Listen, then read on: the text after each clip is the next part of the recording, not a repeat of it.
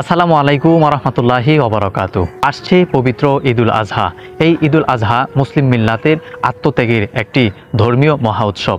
এই উৎসব একমাত্র আল্লাহর জন্য উৎসর্গ করা হয় মনের পশুকে। আল্লাহকে খুশি করার জন্য পশু কুরবানি করে থাকে। সর্বস্তরে মুসলিম মিল্লাত এই কুরবানিতে অংশগ্রহণ করেন। কুরবানি অংশীদারিত্বেও অনেকেই কুরবানি করে থাকেন। কোরবানির পশুতে আকিকা অংশগ্রহণ করা যাবে কিনা অনেকের এরকম প্রশ্ন থাকে। অনেকেই এ ধরনের প্রশ্ন করেছেন। কোরবানিকে যেভাবে 3 ভাগে ভাগ করা হয়, ঠিক সেম আকিকার অংশও মানুষকে দাওয়াত করে হোক, সেটা মাংস কোরবানি করে সেই পশু জবাই করে সেটা বিলিয়ে দেওয়া যায়। কোরবানির অংশীদারিত্বে আকিকা অংশগ্রহণ করা যাবে, এতে কোনো অসুবিধা নেই।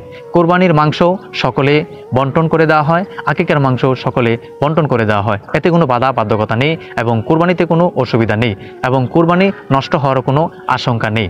কোরবানিতে অবশ্যই আকিকাধারী ব্যক্তি অংশগ্রহণ করতে পারবে এবং আকিকার মাংস সকলে গ্রহণ করতে পারবে, এতে কোনো ইসলামী শরীয়তে বাধ্যকতা নেই। ধন্যবাদ সবাইকে। আসসালামু আলাইকুম ওয়া রাহমাতুল্লাহি ওয়া বারাকাতুহু।